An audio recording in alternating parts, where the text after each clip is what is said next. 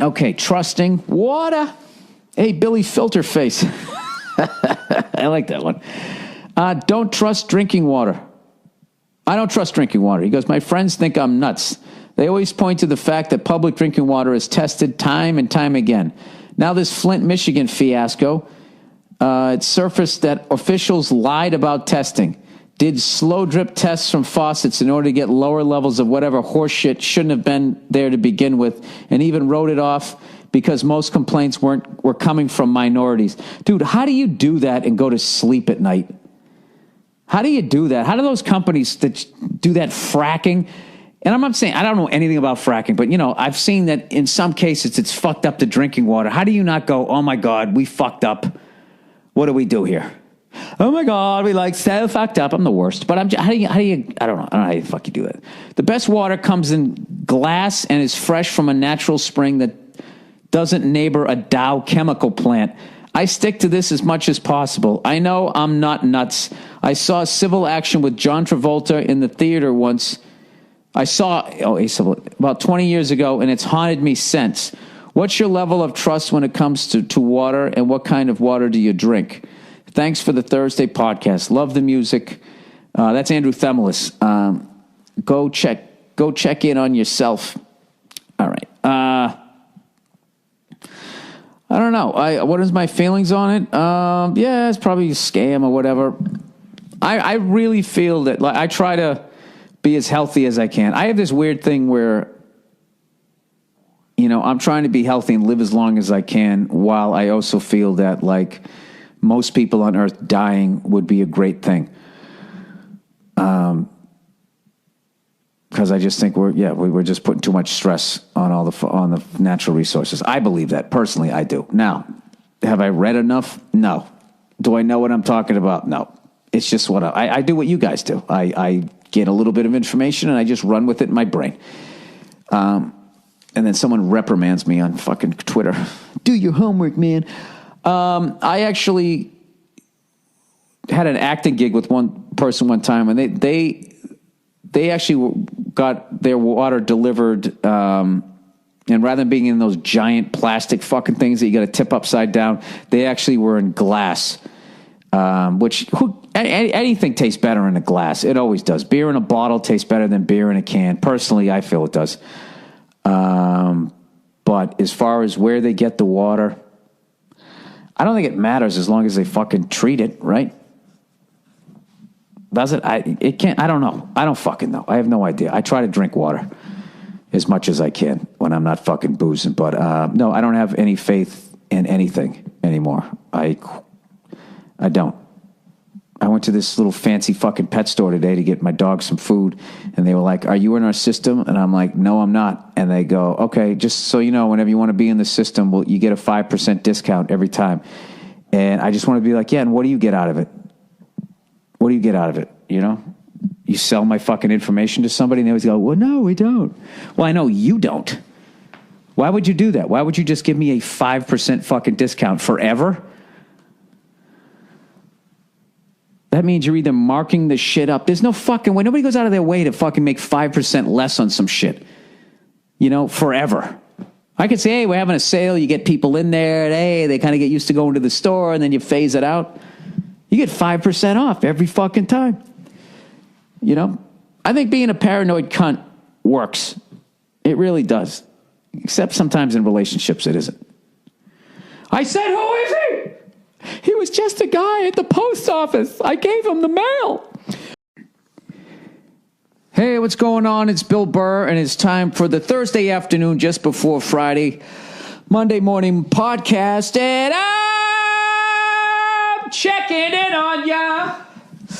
I'm just checking in on you. How are you? How's your week going? I hope you're accomplishing things. I hope you have a sense of purpose. I hope that that fucking douche with the bad breath and the fucking terminal head cold, that cunt, doesn't walk by your cubicle today, You hear him fucking coming down the fucking hall. Anyways, I'm in a great mood. Believe it or not, I finally got. Did I tell you guys this? I was trying to take the the old-timey door locks out of my old-timey doors, my old-timey fucking house, which, by the way, I had an architect come over here. I was going to do it right this time, for the whole fucking idea that I was going to have to make a drum room in my garage or whatever, and, the whole thing went to shit. And I'm not going to tell you why, because I don't need the fucking hassle, man. But I found out the fucking history of this house, and,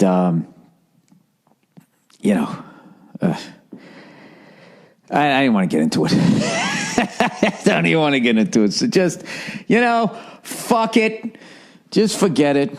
I had a dream and it went in the shitter. It's it. I swear to God. I'm in with this fucking house. There's no turning back. So anyways, I'm just putting my head down and I'm fixing every fucking goddamn thing in this fucking house that was painted over, jerry-rigged, not done with the fucking, I don't know who built, a fucking mailman built half this fucking house. So anyways, I got these old door locks.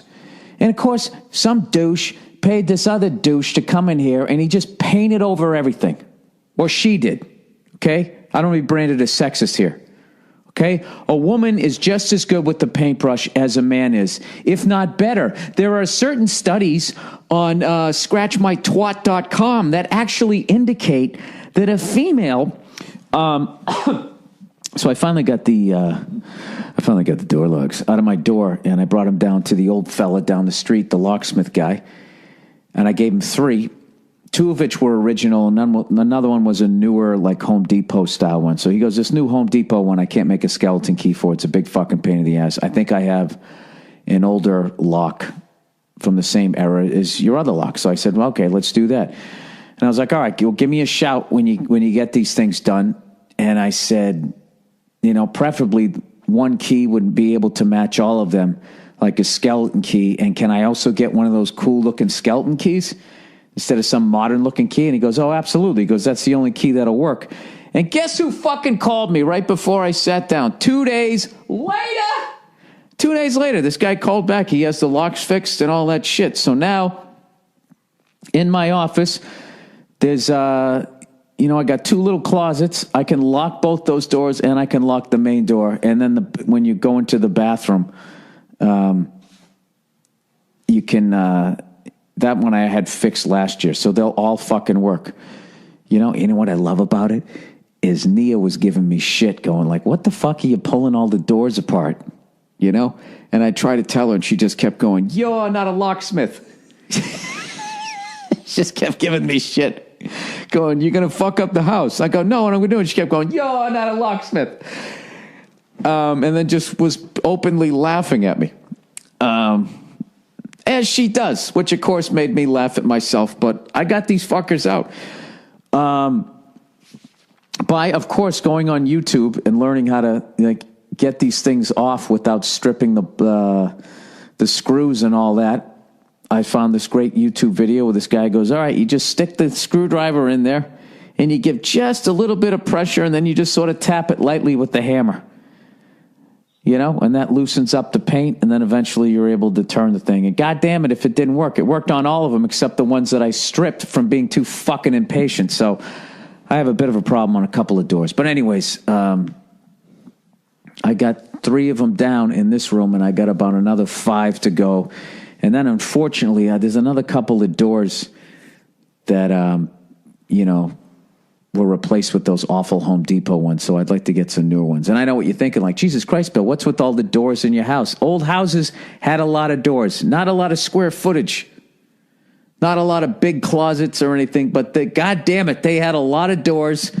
And despite the fact that everybody back then seemed to own maybe one suit that you got married in and buried your friends in and all of that shit. Like, for some reason, they had an unbelievable urge to lock things up.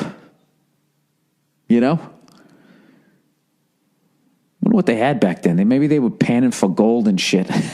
I don't know. I don't know what you would have of value back then, right? Everybody walking around looking like Johnny Appleseed. Why did they have so many dogs?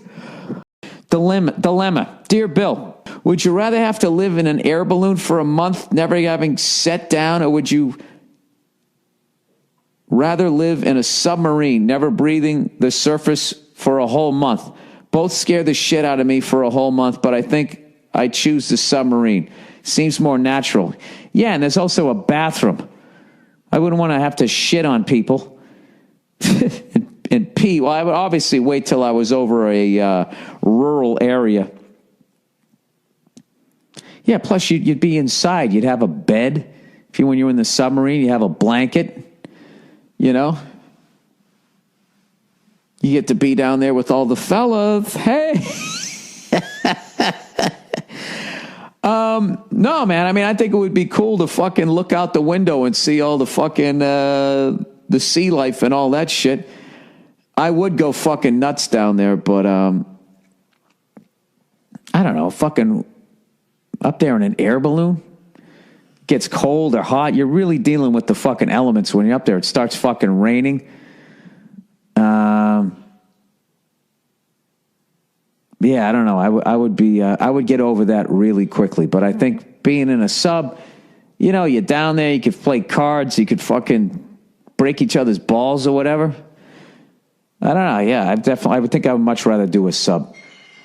And if I had to die either way, I'd rather die in a sub. I'd rather have it just fucking, you know, if you're going to die in a sub, that's going to be quick. You know?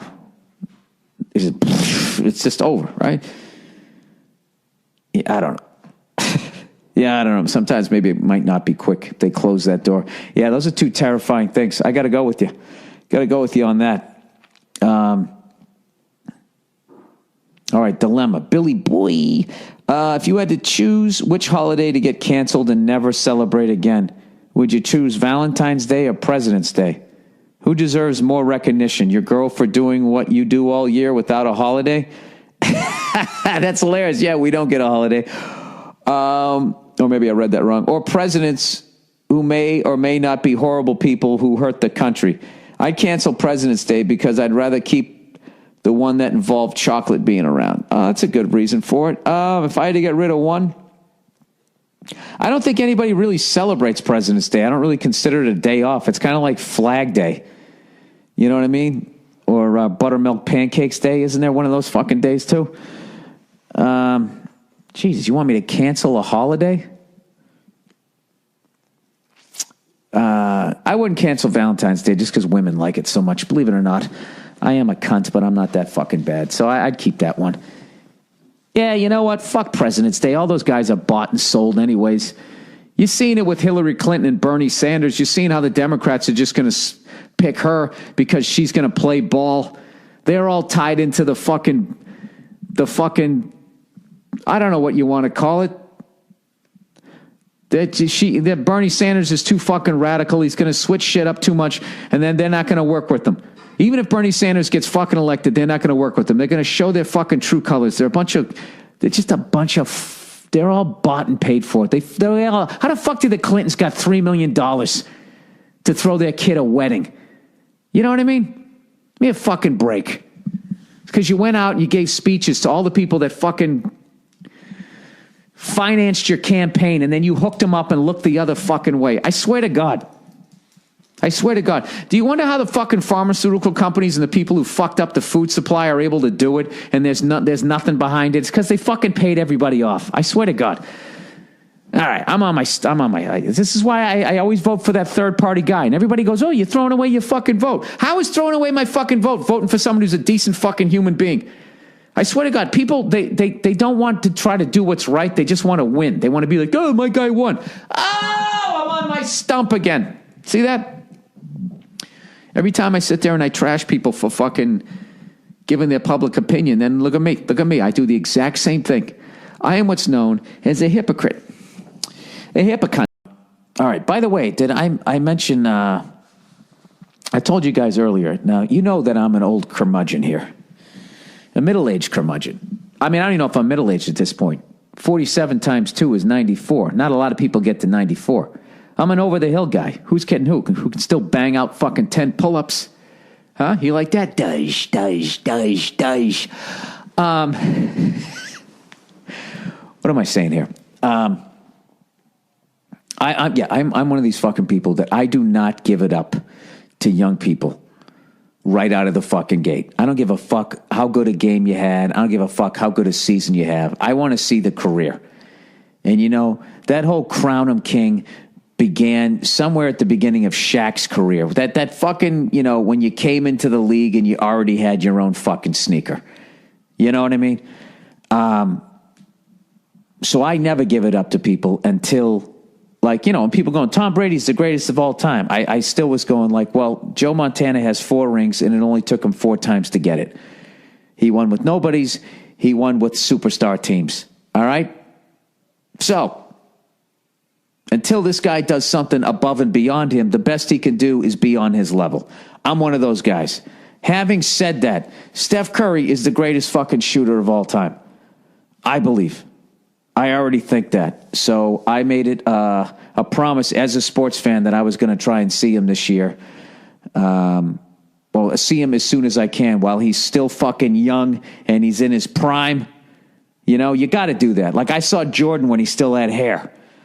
You know, so turns out I was hanging out at Lago last night doing the great Tom Papa's show down there, and Al Madrigal from All Things Comedy, the creative force, the brains, the brawn behind All Things Comedy. He was down there, and he's a Bay Area guy, and he watches every single Golden State Warriors game, and he said, you know what? He goes, the Warriors are in town this Saturday. So I woke up this morning, ba-doo-ba-doo-boop. I went on StubHub, boo-doo-doo-doo-doo, and I paid through the fucking nose for 2 fucking great seats. Yeah, I'm going to go Saturday night. Fuck it, I got to see this guy, and I'm going to get there early for the shoot-around, so because I want to see him put on a show. And I'm hearing people talking about how fucking unreal it is just to watch the guy shoot around, and it's reminding me of when I went to a San Diego Padres game back in May of 1998. I remember me and this comedian, Dan Smith, another Boston guy, we went down there and we saw Mark McGuire. And this is when they, you know, were, going after the Roger Maris record, you know, and everybody was having Andrew Steen delivered to their house in their wife's name. I'm actually going to look it up. I'm going to find you the exact fucking date. San Diego Padres, 1998 schedule. That's fucking hilarious that this still exists. Who the fuck looked this up today? 1998 San Diego Padres schedule. I remember it was May 20-something. Where the fuck was it? It was the Cardinals, right? This is some fucking... Oh, Jesus Christ. They have the games numbered rather than the date. You fuck... Oh, there's the date. Sorry. I'm sorry. I'm sorry, so sorry. Come on, where is it? Where is it? Right there. Right there, Fred. Go fuck yourself. 5/29, 1998, or 5/30, or 5/31. It wasn't June. I remember it wasn't June. I went to one of those fucking games against the St. Louis Cardinals, and we got there early, and we watched Mark McGuire take batting practice, and if there's any footage of that, if you could have been there and watched the performance this man put on and you still think that performance-enhancing drugs should be illegal, you're out of your fucking mind. These people are special. These people are better than us. Okay? You know, when you take a Prius to the fucking gas station, do you put premium super fucking the best gas? You don't. You give it the shit gas. Right? But you pull up in a fucking supercar, you put the best fuel in it that you can. All right? And you know what it is? I don't think it's these athletes' fault. I think it's the people in the crowd. We don't want to admit that we're a bunch of Toyota Priuses. That's what we are. Bunch of Ford Escorts, and we deserve that shit food that they feed us and fuel our bodies with as we sit there and just getting the itis in the 5th inning from all the booze and fucking hot dogs you ate. These fucking athletes, they're better than us. They're special. They need the high-octane fuel, and they should go out there and put on a fucking show and fill up our lives. Right? Anyways, I'll tell you right now, I would rather watch a fucking roided-up athlete take batting practice than watch an all-natural one break down at 35 and remind me that I'm going to die someday. You know what I mean? I want them to be superhuman. I want their head to be 3 times the size it was before they started their career. Fuck that. Those people, they're heroes. They're using themselves as guinea pigs. They put that shit in their body. They didn't know what the fuck it was. They didn't know what the fuck it was because they wanted to make you happy. They wanted to hear you cheer. Right? They wanted to see your little kid go, boy, oh boy, this is the greatest time ever. And then they wanted to go out and have their choice of pussy after the game. Top shelf, high octane, fucking Victoria's Secret pussy. And they, goddamn it, they earned it. All right, you walking around letting somebody shoot horse tranquilizers into your fucking ass. You know, and then what do you get? What do you get? What do you get as a thank you? You got to sit in front of the Senate. They make you cry. If I was running this nation. No, I swear to God, I love that athletes use performance-enhancing drugs, and I hope they continue to do it because as much as people are condemning it, we learn things by them using them, and eventually they're going to figure out how to make them safe. And when I'm old, and you guys go to see me at a casino, when I am 94, and I am fucking jacked with a full head of fucking hair, you can thank the Mark McGuires, okay? You can thank the fucking, the other, whoever the fuck else took it. I don't know who the fuck, who gives a shit? You can thank Peyton Manning's wife. All right? If she didn't blow out her fucking shoulder taking those cookies out of the oven, and she didn't need that shit, God damn it. Can somebody please make a picture of me at 94, jacked with a full head of hair, wearing a tuxedo, playing the Stardust, cheering on the Vegas guy? Shut the fuck up, Bill. All right. You know what's kind of a weird one is when a song you like gets in your head, and then you don't mind, and then you drive everybody nuts around you. Like Steve Gorman from Steve Gorman Sports sent me this link to this country star that's been struggling for a long, long time, and he finally got a big break. I believe he's a distant cousin of Roy Clark. I'm not sure, but his name is Wheeler Walker Jr., and he sent me a clip that I'll send you guys. It's a great fucking song for Valentine's Day if you're not in a relationship, for a man or a woman. And the hook has just been stuck in my head.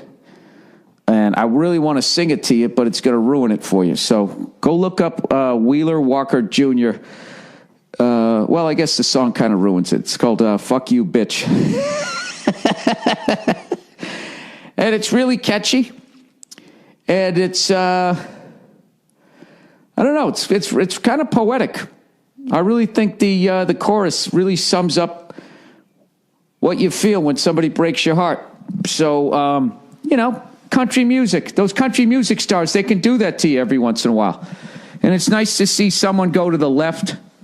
You know, those fucking country singers, those poor bastards, for all these fucking years, they've been abusing drugs and, going to Klan meetings and beating the shit out of their women. But when they get on TV, they got to do that family values thing. They got to I just want to thank Jesus, and I just feel blessed that y'all just taking me into your hearts. Hey, you want some potato salad? That stupid, phony fucking Southern thing where if you're from up north, the first time you see it, your heart melts when you hear that twang and you just think that they're the nicest fucking person. Nobody can stick the fucking knife in your back like a fucking Southerner with that fucking, hey, y'all, I'm just fucking, they downplay it, they play dumb, but blah, blah, blah, blah, blah. And next thing you know, you're laying in a fucking pig trough about ready to get fucking eaten alive. That's how it goes down. All right, and that guy from fucking 50 snatches and 40 smoking barrels, that's where he got it from. This past weekend on Saturday night when I got back, I went to this Music Cares event, and every year they honor somebody, and whoever they're honoring, everybody comes out and just does this person's music. So say they were honoring AC/DC, a bunch of famous fucking musicians that are into AC/DC would come out and do all their songs and switch them up and do different versions of them. So it was Lionel Richie, right? Oh, what a feeling, right? So I go to this fucking thing, and it was unreal. It was like Lenny Kravitz, Usher, who I couldn't believe how small he was, He fucking crushed it. John Legend, Stevie Wonder. All right, all these monsters, and then Stevie Wonder. And I knew Dave Grohl was going to go on, and I'm like, how the fuck is Dave Grohl going to follow this? Is he going to play drums and sing? Is he going to come out with his blue guitar and sing? And he just went up and just sang a song. That was it. He told this fucking story about, when he broke his leg. Remember he fell off the stage? Well, he broke his leg. He was talking about all the outpouring from the fans and all that. And then one day he just got this giant fucking basket of muffins. The biggest basket, I guess, ever. This fucking giant thing. And there was no note or anything on it. And as he's telling this story, the band's sort of just playing, some music underneath it. And he's telling this story. He's got people laughing, but they're listening and all that shit. And then like 2 days later, I guess he got a call from his manager who said, Lionel Richie just called up to see if you got the fucking giant basket of muffins. And then he just goes, so I just, I forget how he fucking ended the story. I'm butchering it now. Right as he ends the story and you realize that it was Lionel Richie, they kick into his song, You Are. And Dave Grohl just crushed it. You know that song, You Are the Something, You Are the Rain. And he just was up there singing it, fucking crushed it. Went on after Stevie Wonder and crushed it. So I got to do that. What was funny was I went down there and I'm not a suit guy, but you had to wear like a shirt and tie, dude. And I swear to God, like I don't know, just like me when I was on the motorcycle, when I had on that suit and tie, dude. I don't know what it was. Sometimes I look all right, but the thing about suits is if you gotta buy them, like they go out of style really quick. And this one was like 3-4 years old. I just gotten it dry cleaned to some show the last time I wore it, and I put this fucking thing on, and I was talking to Nia. I was like, and I just kept going, I look like an asshole, right? She's like, no, you look fine. I go, yeah, I don't think so. I look like an asshole. So the whole fucking night, anytime I would walk into the bathroom, it was a long fucking night. It was like a 4-hour fucking thing, and anytime I would go in there and I would wash my hands and I would just sit there and I would look at myself in the mirror, I just kept laughing. What a fucking jerk off I look like. I don't know. It wasn't a good scene. I don't like hating myself. It's not a good place for me to be. I say, I think it's time to retire that suit. You know what I'm going to try to do in December? What's that, honey? Oh, God. I pissed Nia off today. I got to tell the story. I got this. Nia hates when I make fart noises. Like if I'm singing, and I don't know, I just go, if I just do that. I hate when people do that in general. It's so, I don't like it because I don't like bathroom toilet humor. Like I think it's so gross. It's all right, so she hates it. So of course, what am I going to do? So I'm singing along to the radio and I just keep making fart noises, and the madder she gets, the funnier it is to me. And I keep thinking, don't do this because we had a wonderful afternoon. This is going to ruin it. And it was so much fun. I had to keep doing it. Yeah, and you kept doing it while acknowledging that you were irritating me. I'm leaving. I have to go to the movies. No. There's something wrong with you if you don't think a fart noise is funny. I could see if I actually farted and you had to deal with the death that came out of me, right? No, nothing is wrong with me. You have the maturity of a 12-year-old, and it's like you can't just let someone enjoy their day without doing something irritating. It's true. You like to irritate people, especially me. Admit it. Admit it. I have no idea what you're talking about. I just wanted to take my lovely wife out to lunch. You did take me out to lunch. It was very nice. It was great. Okay. I don't understand why you have such a problem with that. You know what? I will make an effort to stop doing it. Can you take me higher? A 47-year-old person has to say, I'll make an effort not to make fart noises. Like, what? Seriously. I'm a fucking clown. That's what I do for a living. What do you want from me? Not to make fart noises. You're better than that, Bill. Oh, fuck you with your reverse psychology. I'm not. I know how much you hate that saying. You're better than that. It's horrific. It's another thing that I was looking up is, as beautiful as these states are, that I've been going to, all of these states that people, consider flyover states and fucking, what the fuck goes on there? Just shitting all over them. Even though they're absolutely gorgeous and there's great people out there, is, just the drug use and that type of shit is really fucking bad. The heroin, man. Everywhere I go is this fucking heroin problem. And they keep linking it back to these, people having an injury. I saw this on Real Sports. People have an injury and then they get like whatever. They get the fucking, what is it, Percocets, Vicodin, I don't know what the fuck it is, Oxy and that shit. And then when that runs out, they still want that high and heroin is cheaper. And it's just like, once again, you would think, with all this shit of talking about terrorism, and people doing shit to this country, for some reason you can fuck with the food supply and you can get your own countrymen addicted to heroin. And as long as you got enough fucking money, nobody gives a shit. It's completely isn't that like an act of terrorism? Am I out of my fucking mind? How can you do that to fellow Americans? You're ruining people's lives. It's fucking brutal. But it's one of the reasons why I stay out of the politics shit. Every once in a while I look at the stuff and it just, I don't know. It's like overwhelmingly depressing. I saw something the other day on, for some reason I was looking up Chelsea Clinton because I saw her on TV with Hillary, and Hillary was giving a speech like,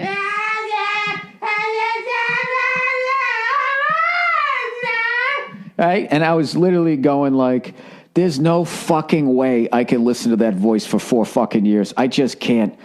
I am not against a woman being president whatsoever, but you cannot sound like somebody learning how to play a trumpet.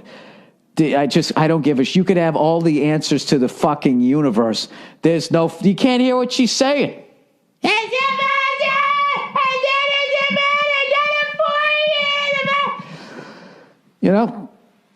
My dog's looking at me right now like, really?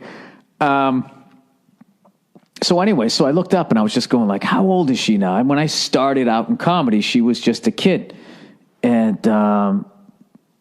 she was at that awkward age, and it was kind of this nice unwritten rule, you didn't make fun of her. She was at a fucking awkward age, right? And I was thinking, was she like 12 or something like that? And I went to go look it up, how old she was. Found out she was in her 30s, which fucking blew my mind, even though obviously it was 20 years ago, right? But what killed me is what I saw was they had a stat on her wedding. Do you know her parents fucking threw her a $3 million wedding? Like, these politicians are so fucking dishonest, they don't even try to hide it. It's like, how the fuck could you afford a $3 million wedding? The most money either one of you ever made in public service was being president, which was $400,000 a fucking year. Dude, you make $400 fucking grand a year, they're gonna whack you in half. You're going to maybe walk with 200, right? Nowadays, probably less than that. Probably 195. Where the fuck are you getting off paying for a fucking... You got a fucking $3 million wedding, a house on fucking Martha's Vineyard. Give me a fucking break. These cunts go around, right? I got another Hershey's Kiss in my mouth, so you know I'm telling the truth. These guys go around, they just give speeches.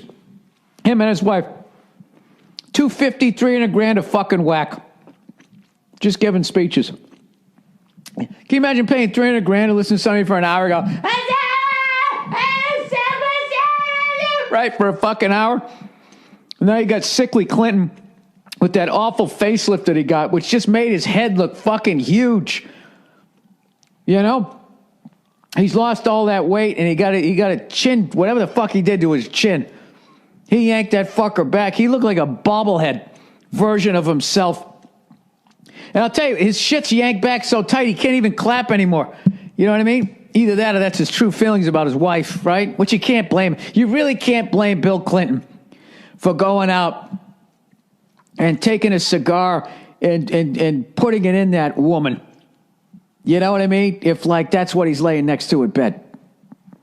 I mean, Jesus Christ, if I was married to Hillary Clinton, she would have to have, those surgical masks that Asian people wear when they get sick because they don't want to get anybody else sick because they're fucking courteous, or because there's 9 zillion people that live next door.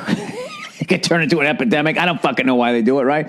I would make her wear one of those all the time because maybe then she'd sound like a muted trumpet. Right? And every once in a while, she'd hit a couple of notes that remind me of a Miles Davis song, and then maybe I could just stop myself from strangling her in the fucking Oval Office. You know? Just reminds me like an animal that like is getting eaten alive. You know, you ever hear that? Like just like the time I saw that fucking monkey eating that other monkey alive, just digging meat out of its back, and things like, you know, it's sort of a like not as sharp and not as quick as that. Anyways, and then fucking that Bernie Sanders guy with his fucking, now you look at, you know, you wonder why Bill Clinton got a fucking facelift, and then you fucking got his neck done. Then you look at Bernie Sanders, you're like, oh, that's why. Jesus Christ, he looks like a bloodhound eating a fucking turkey dinner. Jowls flopping all around. Federal Reserve, right? All of these guys. That Jersey guy looks all fat. And then everybody else just looks like an extra to me. Granted, I have not listened to one fucking word any of them have said. But it's going to be interesting. Oh, really, Bill? You think it's going to be interesting? A presidential election? That might pique your interest, you freckled, arrogant cunt. What else did I want to talk about here in this thing? Oh, my God. I lost my shit. I've been doing so well with my temper lately. You wouldn't know it from this podcast, but Billy's been making some strides. I don't know what happened. About a month ago, I started to flip out when I was in the car. No, I was at an airport. That's right. Car, airport. When you get to my age, it's all the same thing. It's some form of transportation, whether you're in it or standing, trying to get on it. It's all like it just sort of all blends into one thing. And then all of a sudden you're just like, it's Christmas again. That's what getting old is. All right. You don't know where you are, and all of a sudden it's Christmas again. That's basically what you have to look forward to. All right. So with that depressing thought, let's plow forward. So we're at the airport, and I went to the sky cap. You know, rather than going to the fucking electronic faceless cunt thing that I'm supposed to, you know, that can't read my credit card and all of that horse shit. And there's like one person to help 70 people on these things. I go to this fucking guy, and he ends up shooting the shit with somebody else. He takes for fucking ever. And I was starting to lose my shit, as I do. I don't have control of my emotions. My emotions have control of me. My wife just tapped me, and she just goes, give it a minute. That's all she said. Give it a minute. And for some reason, I don't know why, that is just stuck in my head. And as more times than not, when I start to flip out, I just think, give it a minute. Take a breath, just give it a minute. And it's been really fucking working for me about, 11% of the time, which is, whatever, I'm 11% better. So last night, I get in the car. It's fucking raining out here. So you know the deal. It starts to rain out here. Everybody freaks the fuck out because, they're not used to, I don't know what the deal is. I guess there's a bunch of fluids from cars just builds up and it doesn't get washed away. So yeah, I guess the roads are a little more slippery. But anyways, so I'm driving to pick my wife up, right? And I'm at this red light, and I'm the third person in line at the red light. Okay? So when you're the third person in line to make a left in Los Angeles, your eyes are fucking locked in on the movements of the person who's in the pole position. And you need that fucker to make a move. Okay? Take a little bit of risk or you're not going to make the light. Okay? So I'm just sitting there locked in on that thing like my fucking pit bull when it hears a noise at the front door and its fucking ears goes up and it starts going... right, and it's fucking hair. That's the fucking mode I'm in. And do you know, I watched this stupid LA cunt, all right, or whatever, transplant. I'm not going to blame the city here. Goes to make a left, stops. Okay? Stops. There's somebody in the crosswalk, so the person stops. Okay, and then the traffic that's trying to drive through, one person is making a right where that person's making the left. So they're waiting for the person in the crosswalk, and the other person is trying to make a left. So this person is not blocking because both people are turning. One's turning on the same street as the fucking lefty cunt, and the other one's going the other direction. Do you know, for whatever fucking reason, this asshole, like, I don't know what they did. The person got through the crosswalk, and then rather than going, and I'm like 3 cars back going, just go! Fucking go! You know what they did? You're never going to guess. They backed up and got back in line. Backed up in fucking, what was it, 2007? 9 years. Coming up on 9 years of living out here. That is the most fucked up moron move I've ever seen. And you want to talk about not giving it a minute and absolutely losing your shit? I literally was in the car. I went, you fucking, and then said the word that isn't acceptable now anymore. It used to mean you're a jerk. And also begins with an F. And then what I did was, it was funny. Right after I did that, because I yelled and I had to do a show, I reached into my console and I put a lozenge in my mouth. And I immediately laughed at myself and saw how ridiculous I was being. I really wish I could control my emotions more. I've never noticed, because I grew up around a bunch of fucking hotheads, and I never realized, like, it's finally dawning on me as I approach the fucking half-century mark.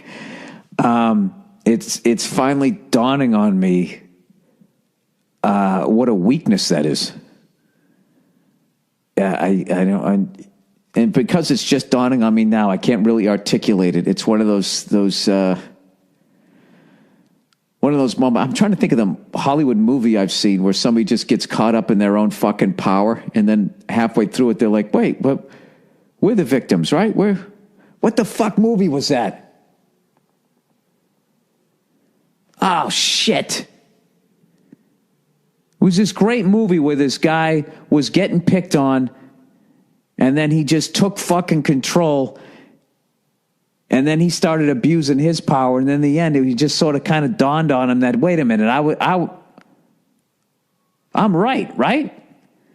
As he's seeing the fucking hurt that he caused other people, and I want to say blows his brains out. Jesus Christ, Bill, I swear to God, if I had $1 for every fucking movie I forgot, I'd have a good $250. Oh, sorry, for those of you who didn't listen last time, or for those of you in the future who just grabbed this one out of a whole slew of them, how are you? Was there a nuclear holocaust? Well, great, you survived it. Are you in your bunker? How many more cans of beans can you eat, you cunt? What's it like living in a world without ESPN? Da-da-da, boo-doo-boop. Oh, you know what? If you're actually in a bunker right now in the future and you're listening to me, I should probably be a little more positive, right? Okay, just what makes that little old ant think he can survive a meltdown from a nuclear plant? Everyone knows he's got sores all over his fucking face because he went outside. He didn't stay underground. That's why you'll be in that. What do they usually bury? That's those things, what they stick all the drugs in that sit on the wharfs. And they stick them on the back of trucks, freight fucking things. I don't know. Whatever they dealt with during the second season of The Wire. You know what that just reminded me of? I don't know why. Everybody freaking out about that fucking missile that the Navy shot off. This is the beginning of World War III. Well, great. And then you know what? We're all going to be dead. So what are you fucking worried about?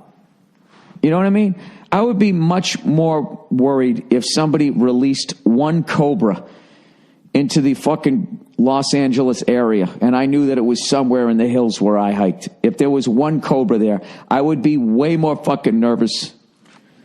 Like if they said right now, we have a special news flash, China has just shot a bunch of nuclear weapons. They will be here in 6 minutes, so get your affairs in order. I would go over to the fridge and I'd get out a pint of ice cream and I'd sit there, like a little kid sits in a big chair and he kicks his legs up and down like a scissor. That's what I would do. Oh boy, I'm going to get vaporized. I'm getting what everybody wants, a painless death. That's what you're looking at when you see the nuclear weapons. What you're looking at is a painless death. I'm all about them. I love the warheads. I'm a big warhead fan. I'm I like that we're puffing each other's chests up. You know what I mean? China's, we're like, why I oughta? And China's like, why we oughta? And then Korea's like, hey, what about us? We still count, right? I don't give a fuck. I really don't. I'm a grizzled vet of this shit. I grew up in the tail end of the Cold War. I remember that shit, right? Everybody says they're going to do it, and then they never do. Okay? Until they do. And when they do, you're not going to know it because it's going to be over. At least I won't know it. That's one of the great things about being in a targeted city. You're going to have no idea that World War III even happened. You're just going to wake up, wherever the fuck you go. Or maybe you just become part of the radiation, that the next people are going to climb out of. I told you guys that's my theory, right? That water is the nuclear waste from the last people that fucked up this planet. And we're actually these fucking mutants. We're actually ugly as shit. We just don't know any better. Because we're attracted to what we see because we're all fucking arrogant, right? We got the ego. You look at me. My ego came out in fucking first 6 minutes. You don't know who I am? Well, then I could say I'm Elvis and everyone would believe it. No, Bill, they wouldn't. You fucking dope. Yeah, so I don't know what the big deal is. And it was also funny to read that and listen to say that they were saying everybody in California was freaking out. And then I call my wife and she doesn't even bring it up. Probably didn't even know it happened. Because at this point, nobody really watches the news anymore. Remember the news used to come on? Fuck, everybody watched the fucking news. You had your guy. Who do you like? And it was all men, right? Because men tell you what's going on in the world, despite what these ladies think. You know what I mean? That's why I stopped watching the news. The second I saw a woman news anchor, I was like, this broad doesn't know what she's talking about. She does. She only got half the information because whoever was telling it to her was probably thinking about fucking her, and he left out half the information. Okay? That's the problem with female news anchors, and I've been saying it for years.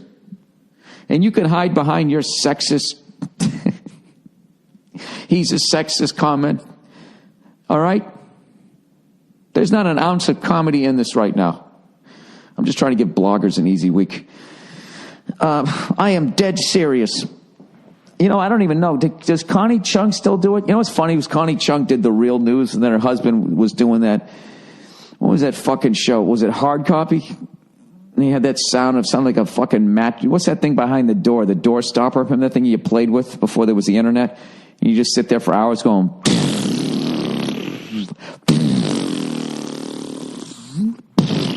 That's a hard noise to imitate. You just sit there fucking with that, right? He was on a show that was the sound effect as they went into every story. And Connie, right, was actually talking about real shit that was, well, at least, the edited real shit, our version of the real shit that was going on. I would love them sitting there as they both talked about, the news stories that they were excited about. She was reporting about the Berlin Wall coming down, and he was talking about to some paper boy who fucked the postman's wife. You know what I mean? I don't know. I guess I just find relationships interesting. All right, gay rumors. Dear Billy Twinkletoes, my friends and I are freshmen in college at different schools. Recently, he hooked up with this girl, with this lady. It was after the party had died and everyone was cleared out. She crawled into his bed, Jesus Christ, and started jacking him off, and that's how it happened. That's how what happened? He had a hand baby? It's kind of open-ended there. I was visiting that weekend, and I watched her walk into his room. The rest I heard secondhand from him. No pun intended. The next day, she started talking like they were in a relationship. He explained that he wasn't into being in a relationship. Aside from the fact that she's a slob, he wasn't into the idea anyways, with any girl. She responded by telling a group of people that he asked her to be his girlfriend to cover that he was gay and that he needed her to meet his parents. She just made that up. Can you believe this chick? That's sociopathic behavior. Yeah, it's slander. My question obviously is, what should he do? He's not a feeble soul. He's actually really quick-witted, and if he really wanted to, he could clear the air publicly. It's one of those situations where if he lets it all fade away, it could end clean. On the other hand, fuck that. She shouldn't get off that easily. She could do it again, and the next guy could respond with violence or suicide or some shit. What's the move here? You know what the move here is? To fucking watch that crazy train just go down the street and disappear over the hill. Fuck her. That's fucking hilarious. It's hilarious that she said that she's, she's a maniac. Why would you do that? You know what I mean? Gives a shit. How easy is it to play? Are you gay? Well, I mean, I am a sharp dresser. You got to give me that. Who knows? Maybe I am, maybe I'm not. I don't know. Hey, ladies, you want to see if you can ungay me like they do at the fucking those weird churches where they try to cure you being gay? I would just have fun with it. Who gives a fuck? Honestly, who gives a shit? Some slob says that you're gay. All right. Well, I'm not, and I can prove it. Show me your tits, ladies. Oh, look at old Frederick standing up at attention.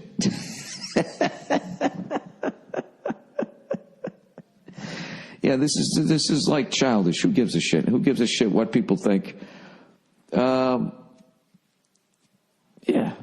I mean that's it's a joke. She's going to do it to somebody else. Yeah, okay. And then what? She keeps going around. Oh, that guy doesn't like me. He doesn't like me because he's gay. I don't know. Maybe she's that much of an egomaniac that she thinks the only way that you could not 100% be into her is because that you liked men.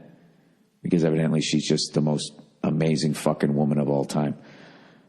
Yeah, when people walk around, they say shit like that to you. I mean, if you have like a business and somebody's trying to say like, yeah, hey, I got food poisoning there. I mean, you got to put a stop to that. But,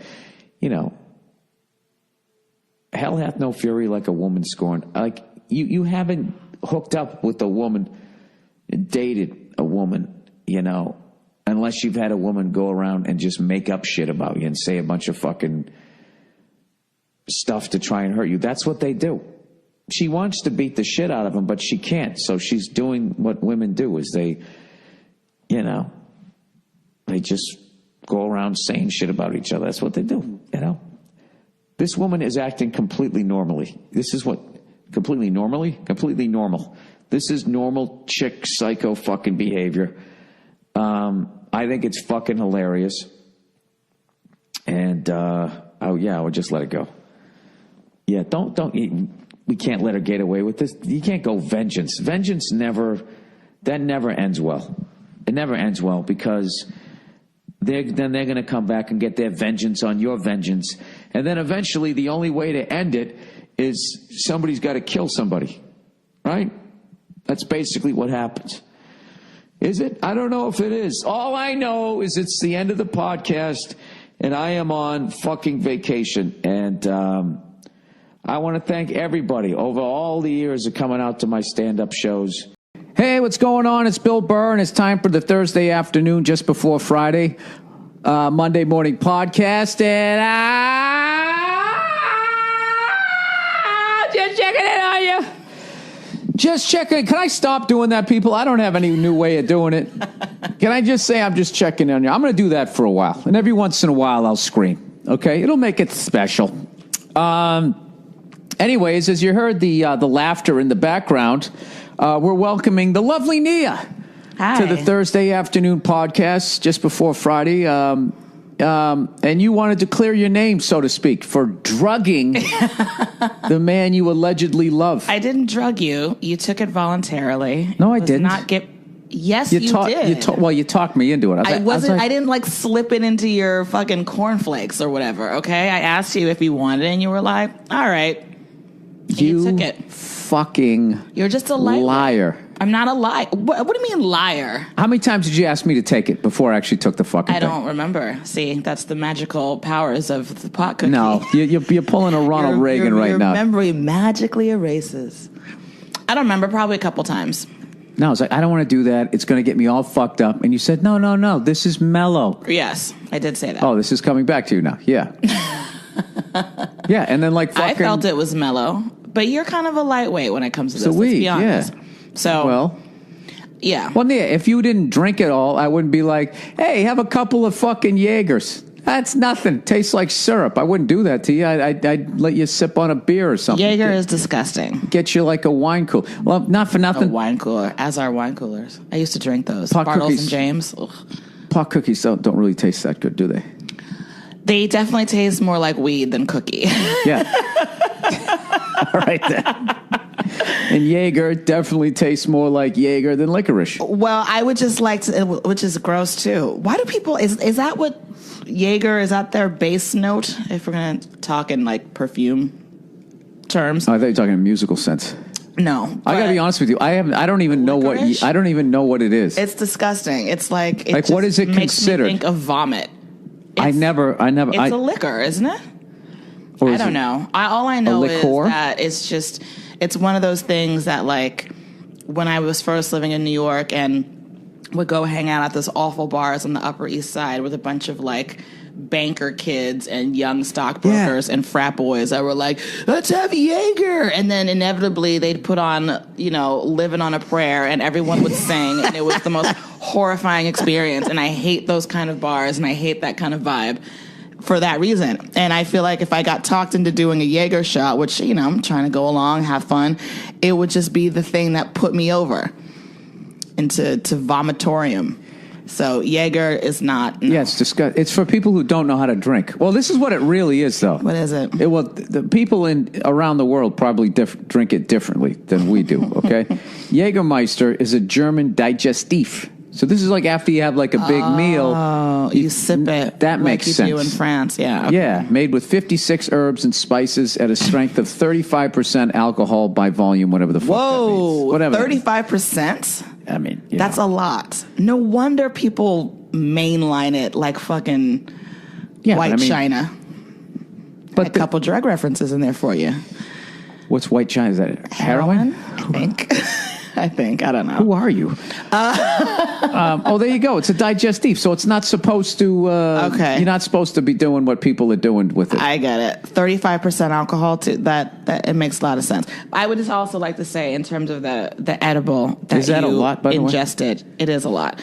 The edible that you ingested, it was cut into 4s, as is recommended. It's not like you ate the entire cookie. So I want people to understand that it wasn't like you got the whole entire thing. Oh, yeah.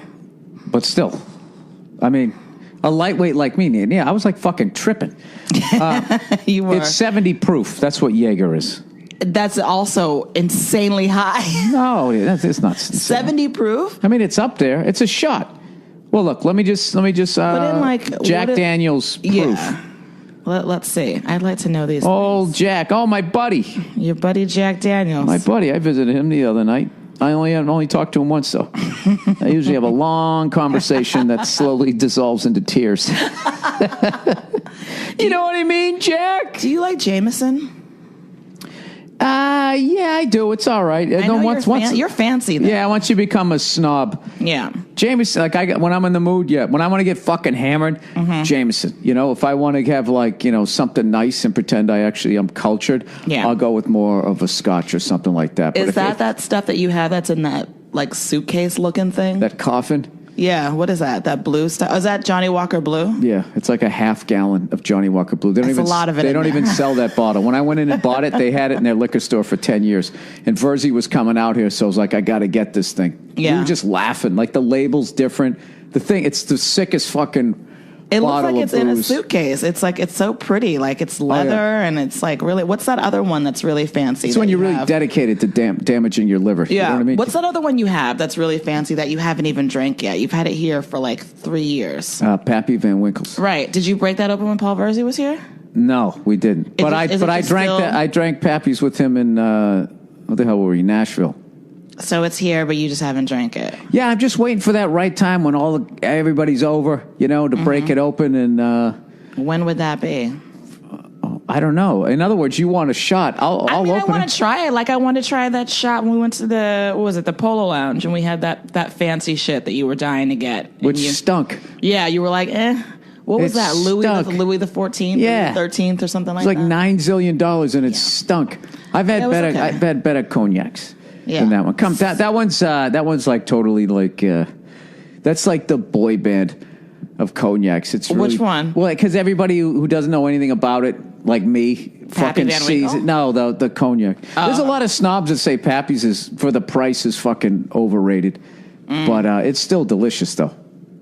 The way to get all of those is just to buy the shot. If you go out and buy the bottle, you're an asshole, which I am.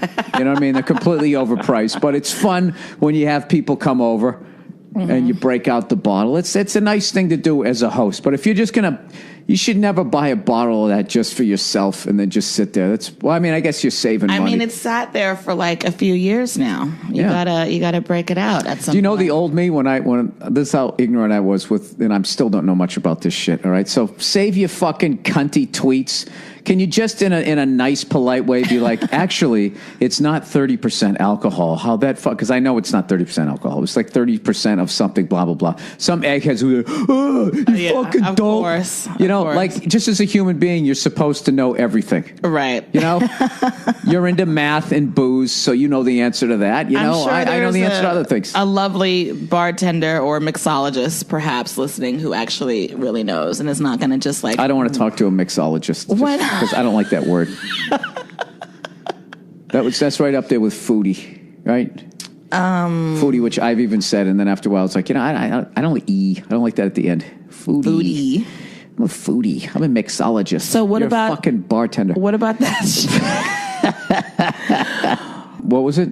You were looking up how much proof is a. Okay. Oh, Jesus Christ. Come on, man. I just asked the question. Oh, Jack Daniels. I just wrote in Jack Daniels. I should write proof. That helps. Oh, Jesus. Because then you go to the Wikipedia page. It's 80 proof. That seems like a lot, too. Well, Jameson is only 70 proof. Like, what it is about Jameson is you're drinking something. You're supposed to sip something that you're drinking, that you're fucking slamming. And then they do a bunch of them.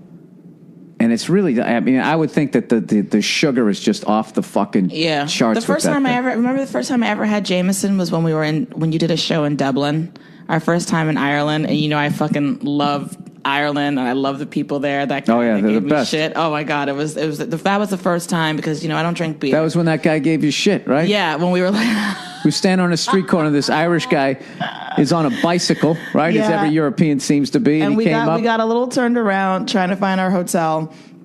And I went up to him. I said, let me just ask this guy. And I said, excuse me, sir, do you know where such and such is? And he just pauses and he looks at me.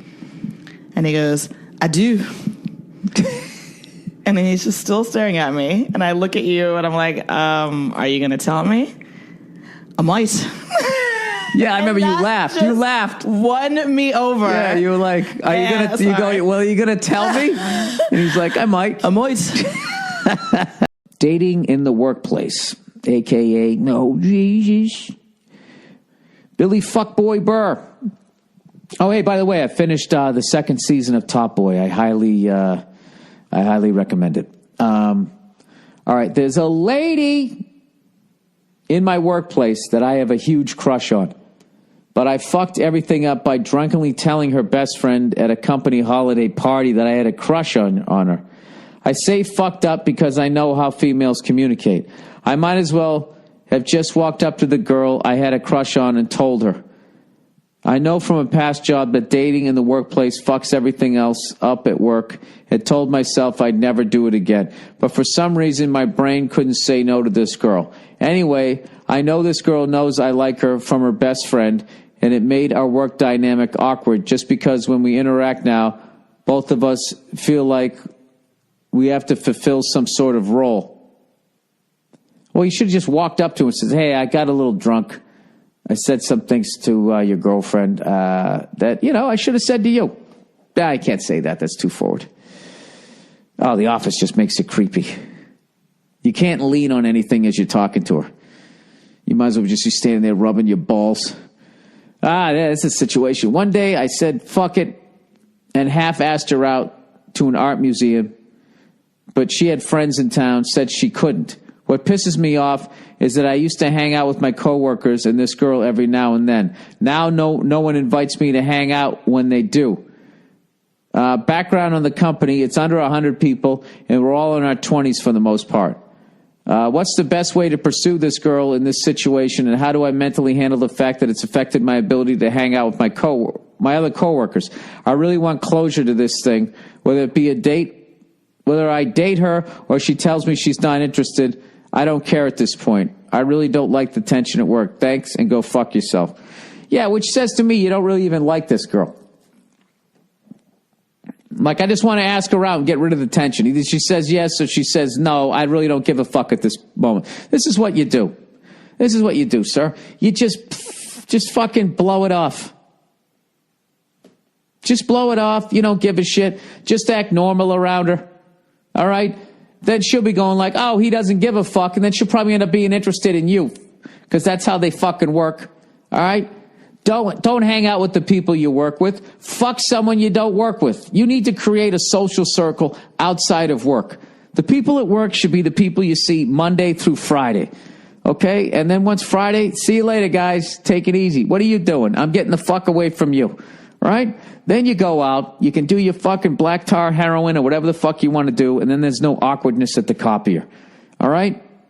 You already said you've fucked somebody that you worked with before, and how that made your last job awkward. Yet here you go again, and for some reason you're not even in a relationship yet, and it's already fucking up your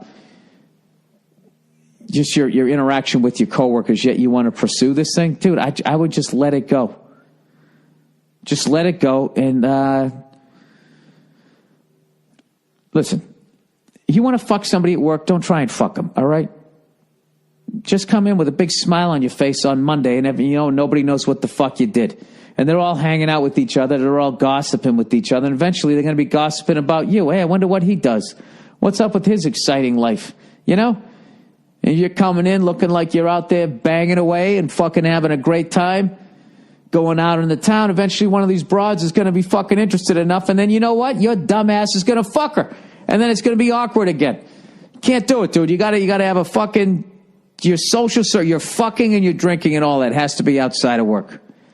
Unless it's a guy. Okay? It cannot be, you cannot fucking hang with women that you work with. You can't do it because eventually your dick's going to make you say something stupid. Something's going to happen where that's going to get in the fucking way. And it's just going to be a big goddamn problem. Same thing. Don't hang out with your boss either. Hang out with somebody that's on your fucking level. And even then, dude, I wouldn't hang out. Don't hang out with people you work with. Something always ends up happening. Maybe you do something dumb, and then your buddy can't keep his fucking mouth shut, and then it gets to somebody, and then you're up for your review. You don't get as much money. You get passed over. It's fucking stupid. You're in your 20s. You're gonna make a bunch of fucking mistakes. So don't do it with the people you work with. All right? Have I said that enough times?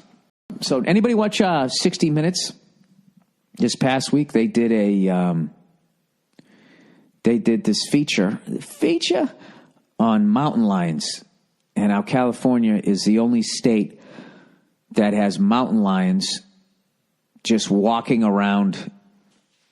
I'm going to fuck this up in a park. I guess maybe the size of like Griffith Park or Runyon Canyon or whatever those ones are out in the valley. I guess they have these fucking things. And so anyways, I was watching it because a few of the places was where I hike with my dog, and this thing has intermittently, this group of fucking mountain lions has been around there. But fortunately, they try to avoid you, I guess, at least during the day if they're not fucking hungry. But they showed this fucking, these people, this mountain lion, right? Okay, they were having some work done, so they had somebody going underneath the house into the crawl space of their house, and they were right up against this park. And the guy went down there, and he immediately came back up, and he was fucking like white as a ghost. And they were like, "Donde es?" Fucking white people trying to speak Spanish, right? Ooh, is it French? I don't know. And the guy comes out of the fucking hole and was like, "Yeah, man, I fucking there's a mountain lion down there. I just came face to that. Like, get out of here. Are you sure? Are you Sarah? And he's like, yeah, it's fucking down there. And so anyways, they interview this fucking LA couple, and they are the quintessential fucking LA couple. You know what I mean? He looks like the leading man of a B movie, right? She's got like bleach blonde hair. She's wearing fuck me pumps. She's on 60 Minutes wearing fuck me pumps. It's fucking hilarious, walking around, done up to the nines. And I actually, it was pretty cool. I was trying to figure out where the house was. I Google mapped it, and I think I was able to find it. But this state is so fucking insane. With the droughts, the fires, the rattlesnakes, the coyotes, the mountain lions. You know, and everybody's like, this place is so phony and so plastic. Well, you know, it can get, that can all go away pretty damn quick with the wildlife. It's sort of like a fucking Australia light, like super light. You know what I mean?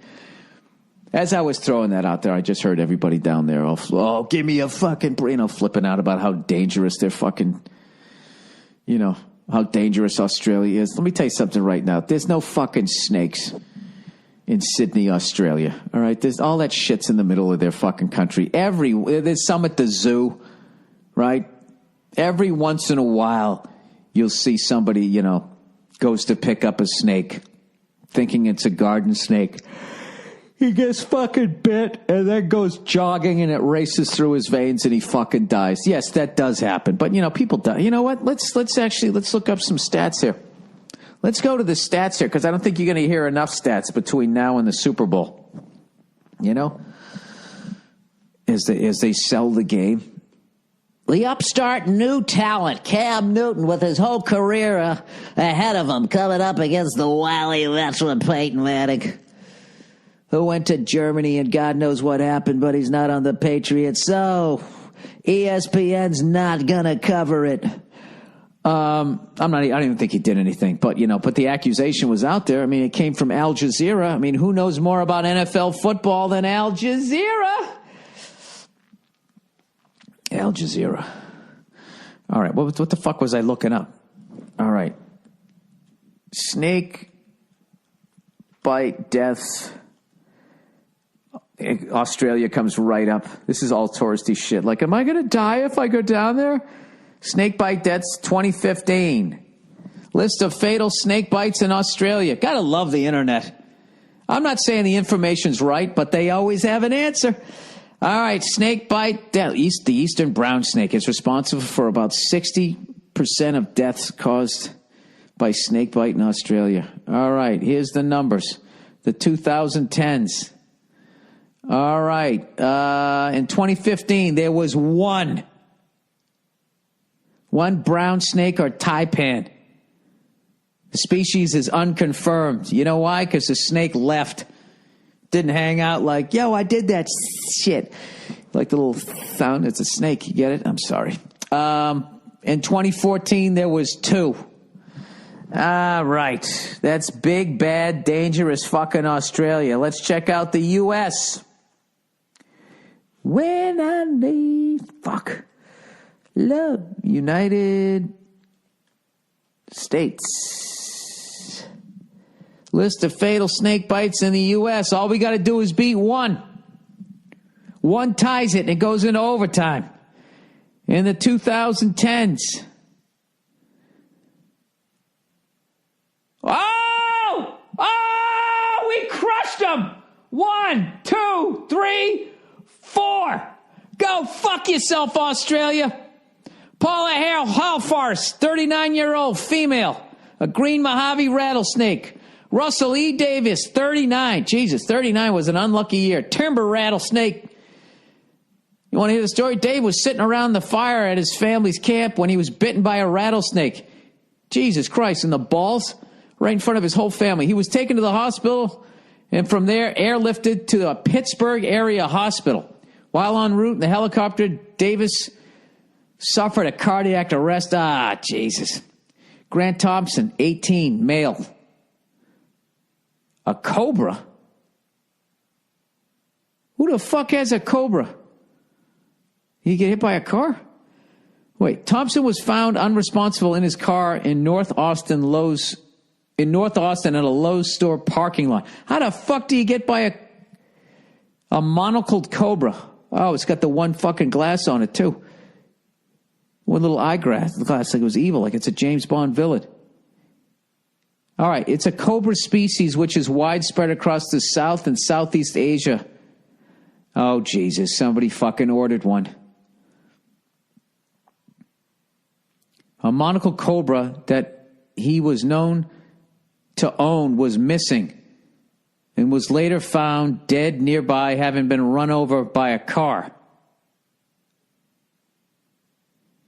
Wait a minute. I'm sorry. We got to get to the bottom of this fucking story. So this fucking kid ordered a goddamn cobra. Wait a minute.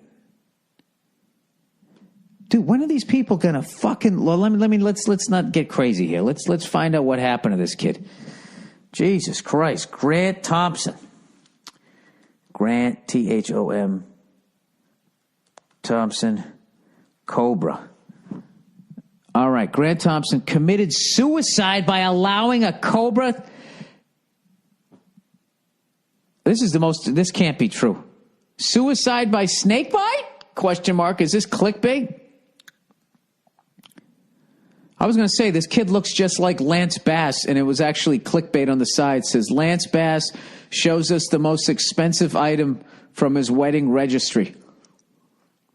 Isn't that a little disrespectful to have next to this kid? All right, so the kid's sitting here with a parrot from one of his, like one of those Beretta parrots. Police investigate Texas teen's death after he leaves a cryptic message on Facebook. The death of a Texas teen who was killed after being bitten by a cobra last Tuesday is being investigated as a suicide, Austin police confirm to People. Is this People magazine? Yeah, they're into what people are doing.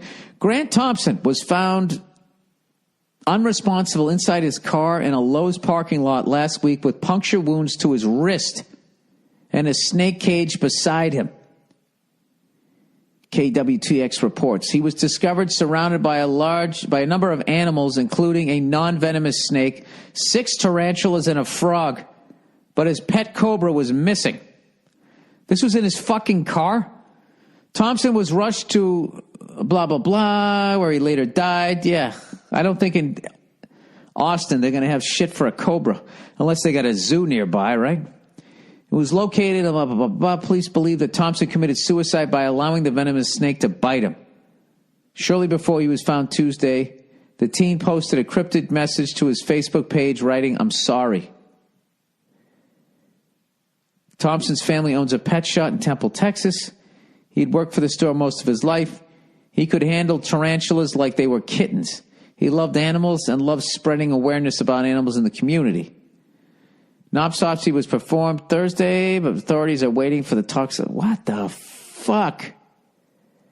Jesus, dude, that is hardcore. Have you ever heard those things?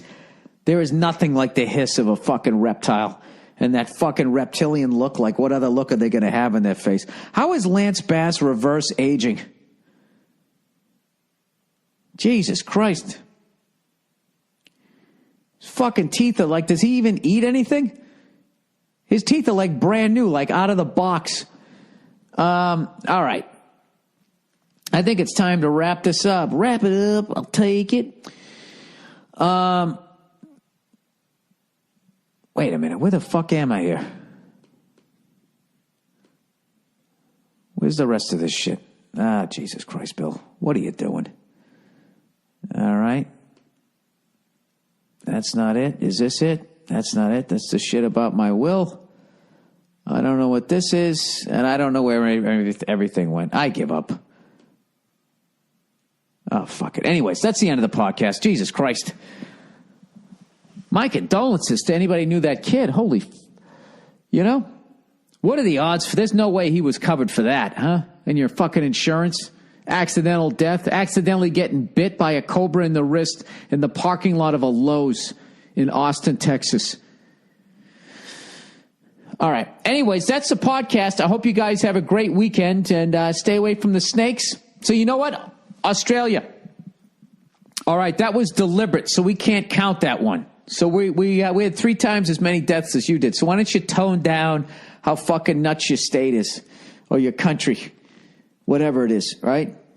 Island. You know? It's not that fucking dangerous. You know what it is? We buy into it because of the fucking the shrimp on the Barbie guy, Paul Hogan, and then the crocodile hunter. You know, and when you really think about it, how did the crocodile hunter die? Was it one of those snakes that he was constantly fucking with? Was it any other of the land animals that he was constantly fucking with? It was not. He fucked with the stingray, and he forgot that those things always are armed. They always have a shank. He got stuck, right? Like a fucking prisoner. Has enough time gone by that you can actually address the foolishness of that death? Like, let me fucking go just jump on the back of a stingray, you know?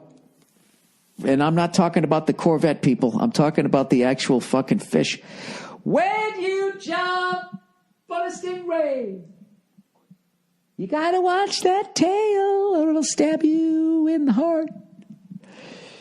You swim to the surface and pull it out. Sorry.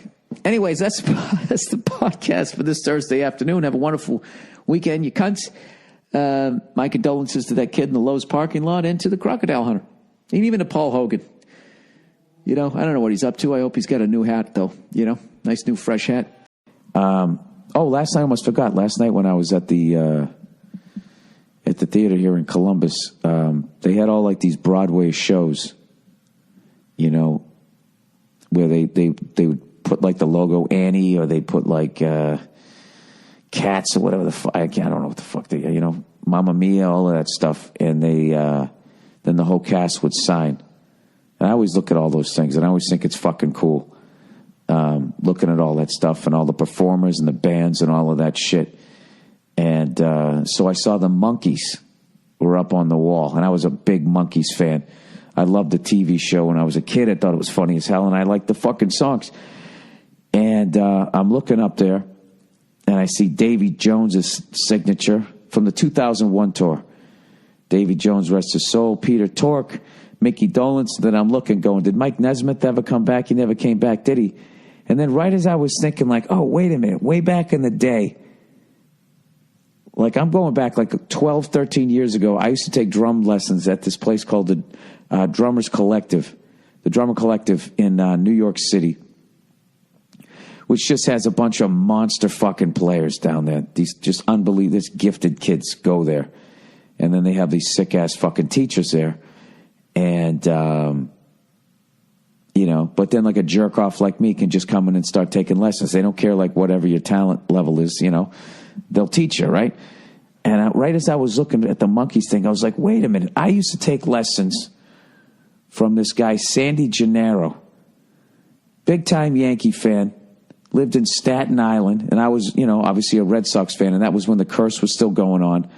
And I remember I was taking lessons during 2003. And I remember when Pedro fucking grabbed Don Zimmer by his jack-o'-lantern head and fucking threw him down on the ground. And I used to do a bit about that, defending Pedro Martinez. What were his options? To turn around and run, then he's running around from an old man. You know, to hold his ground and punch him. He can't do that because he's an old man. Or 3, grab him by his big Macy Day head and sort of guide him down to the ground. And it actually would get a laugh in New York. But last night, Joe Bartnick finally convinced me it was the wrong thing to do. Because he looked at me and he just goes, Bill, he goes, it was Don Zimmer. He's an old man. He goes, an old man comes around you. You just put your arms out and you hug him. You know, and you just go, Donnie, you're baseball. I can't do this to you. And I just put my head down and I just went, you're right.